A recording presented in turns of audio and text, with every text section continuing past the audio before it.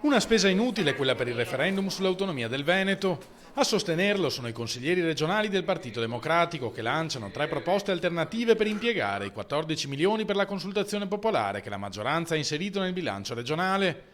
Tra queste gli immancabili interventi per l'edilizia scolastica e ulteriori finanziamenti per le scuole paritarie. Sulla richiesta di maggiore autonomia siamo già tutti d'accordo, sostiene il consigliere padovano Claudio Sinigaglia. Votare quindi non serve se non a Zaia che vuole farsi incoronare paladino dell'autonomia con il 100% dei consensi. Sciocchezze grossolane, replica l'assessore regionale leghista Roberto Marcato. I voti del popolo servono a mandare un messaggio forte a Roma. Essere a favore dell'autonomia soltanto a parole non serve a nulla. Noi siamo il paese dove c'è sempre qualcosa di meglio da fare, no?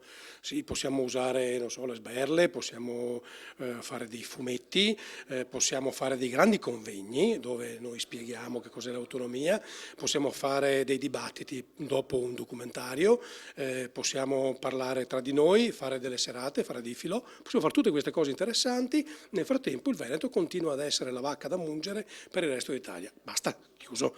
Questo è un primo passo importante per arrivare ad avere una capacità di autodeterminarsi che la Regione Veneto, per storia, tradizione, cultura e capacità imprenditoriale, merita.